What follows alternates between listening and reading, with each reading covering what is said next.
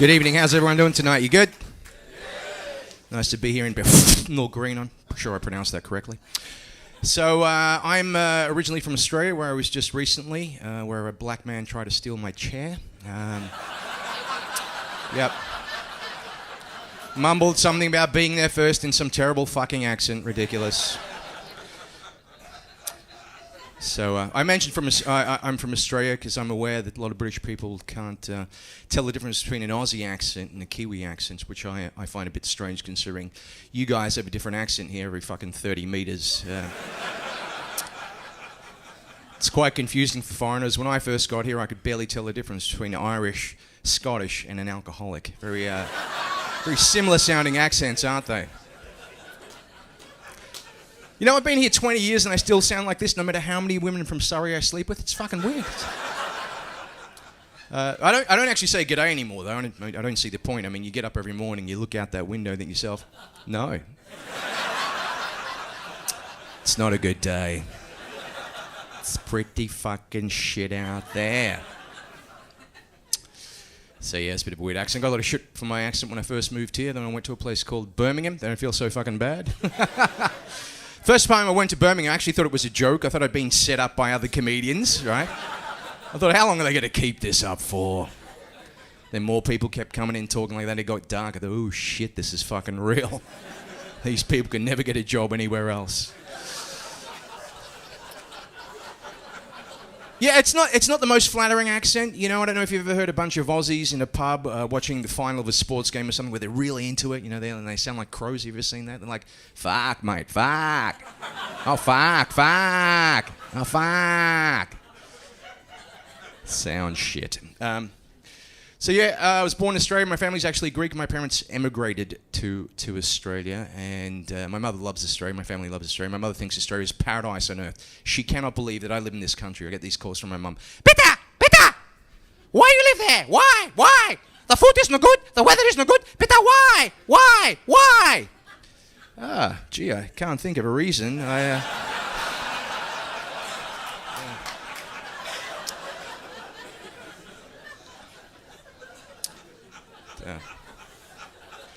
I do love going to Greece, but it's always good to come back to London because it's good to be able to flush toilet paper again. That's always, yeah. Ancient Greeks did quite well as civilization, didn't they? Democracy, philosophy, all that mathematical stuff. Modern Greeks, it all fell apart at plumbing. That's where it all went wrong. Now I've been in Greece dozens of times myself. Still haven't worked out how to use a Greek shower. Doesn't matter how much you pay for the accommodation. Every Greek bathroom you go into, the shower heads just hang there like this. What I do with this, shove it up my fucking ass. And every Greek toilet you go into, there's a sign behind the toilet saying something like, "Do not put the peppers in the toilet. Do not flush the peppers, you will destroy the village. You will kill my grandyaya and hundreds of goats." Jeez, I'm on holiday, I just want to relax and take a shit. What sort of a toilet can take big pieces of shit but not small wet bits of paper? That makes no sense. And British people aren't aware that there's literally hundreds of thousands of second and third generation Greeks in Melbourne. Every time I tell a British person that I'm from Melbourne, they go, "Oh," or that my family's Greek, they go, "Oh, you don't look Greek." I'm like, "Oh, sorry."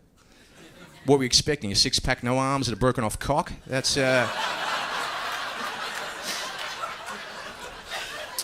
I'm pretty sure that's in the British Museum.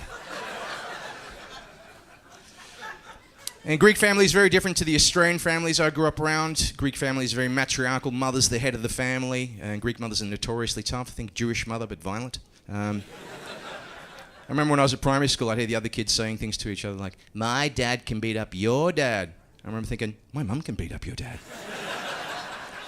I saw your pansy fathers at football practice the other day. My mum can beat up all your fucking dads. The same time. That's what she used to do to us. She used to multitask. She'd be preparing the evening meal, watching Greek television, and beating three kids at the same time. It's fucking poetry in motion. She'd be stirring something in the hob, kick a kid, put something in the oven, change a channel, kung fu two kids. And she didn't have a special belt or a ruler she would use either. My mum would improvise. Got hit with all sorts of shit growing up. Fucking cucumbers, Tupperware.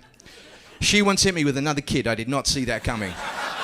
Ah, shit, she's hit me with my brother. Fuck.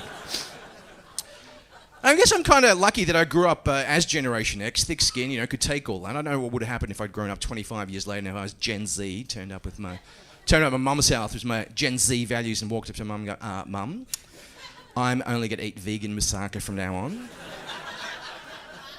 And I'm not sure what gender I am. NASA would have reported hearing that slap from the fucking moon.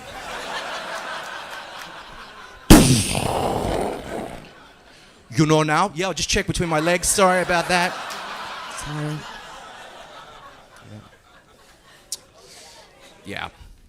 Sometimes my jokes upset people. I know this because they go out of their way to find me on social media and tell me. And it's, I look at their profiles. It's the sort of people you'd expect, activist types, justice warriors, a white BLM protester, a male feminist, a queer for Palestine.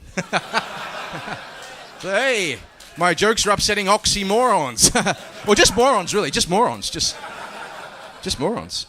And I don't understand why these sort of humorless people would go to a comedy club anyway. I mean, it's like when you hear German people at a comedy club, you're like, what are they doing here?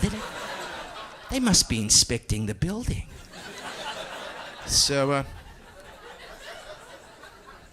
there's no point replying to these comments, so don't. But if I did, I'd say something, comedy is art, dickhead. We create the jokes, we put them out there, and we get instant feedback. People either laugh or they don't. We don't need written feedback about the jokes from individuals. That's absolutely fucking ridiculous. I want to know how the joke plays to 200 people, not one fucking uptight douchebag. It's not good feedback for me. I actually had a guy come up to me straight after a gig recently. He comes up and goes, can I give you some feedback? Hadn't asked for it, right? He goes, Stephen, they, them. I go, let me stop you right there. They, them, you can both piss off.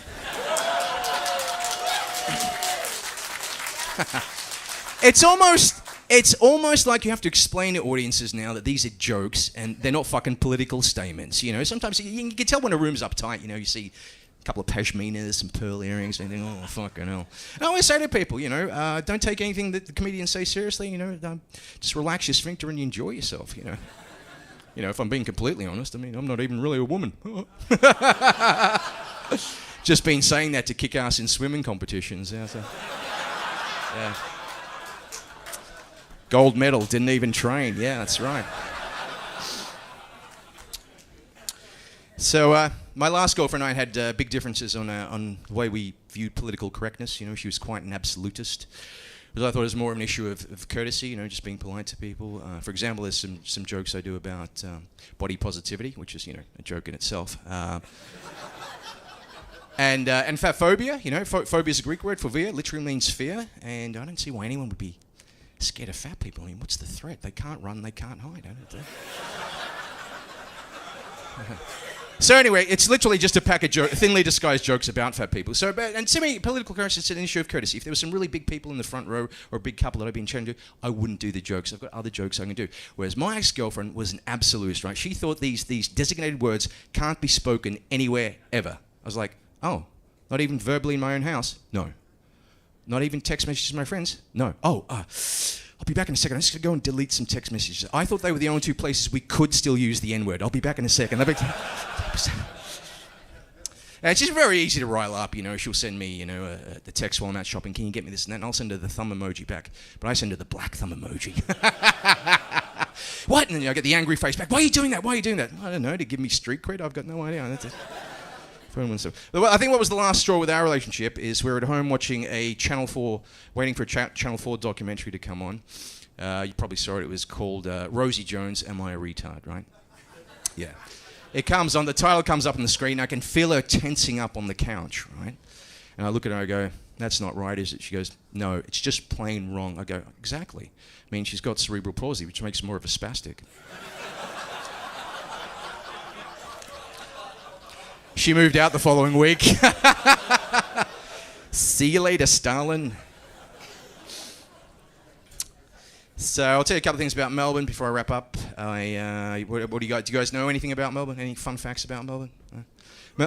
Greeks? Very good. I just told you that 5 minutes ago. Look at Wikipedia over there. Melbourne is where they invented the flat white. Melbourne is also a city that thrives on casual racism, unfortunately. And Melbourne is where they filmed the show Nothing to Declare. You guys seen that?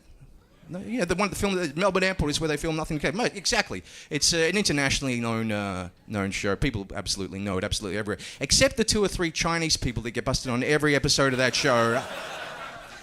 They clearly haven't seen. That show's been running for 15 years. I don't know who or why anyone would still try and take food through fucking Melbourne Airport, right? When I flew back from Australia recently, I stopped in Beijing. They actually block all this stuff. You can't use Google. You can't use WhatsApp. And I tell you, another show Chinese people clearly haven't seen, Bondi Rescue. I don't know if you guys watched that. A lot of Chinese people drowning on that fucking show. But getting back to Nothing to Declare, I find it hilarious. There was this one guy, right? They stopped him. They opened his bag. It looked like he was trying to start a fucking mini supermarket at the airport. I've never seen so much food in a suitcase. There was no fucking clothing in there. Unbelievable. There's another guy. They stopped him. They'd already x-rayed his bag. They go, excuse me, is there any food in your bag? He says no. They opened the bag. There was a whole Peking duck in there. I'm not making that up. It wasn't even a big bag. It took up like a third of the bag. They're like, what's this? He goes, oh, I forgot. They go, you forgot. He goes, yeah, it was a last minute thing. You know, sounds perfectly plausible, doesn't it? You're sitting there, you're waiting for a taxi at the airport, you're looking at the watch, you think, where the fuck is this Uber? I know, I'll just put a whole Peking duck in my bag. But by far and away, the funniest thing about the show, that Nothing to Declare, is the older Chinese couple that get busted on that, right? Because as soon as they get busted, the husband throws the wife under the bus every single time, right? Without a split-second hesitation. It's fucking ruthless every time. It's the same thing. Your Aussie customs officer comes over, he goes, excuse me, sir, you've ticked the box here. It says you've got no food in your bag. Is there any food in your bag? He says no. They x-ray the bag. There's a dozen soft-shell crabs wrapped in underwear at the bottom of the bag, right? As soon as it comes up on the x-ray screen, he's like, wipe back bag, wipe back bag, wipe back bag. Wife doesn't speak a word of English. She's like, hello, I'll pack bag. Poor woman, she got a $600 fine. And what was even worse is 2 weeks later, I saw her nearly drown on Bondi Rescue. That's all from me. You guys have been great. My name's Pete Gionis. Take care.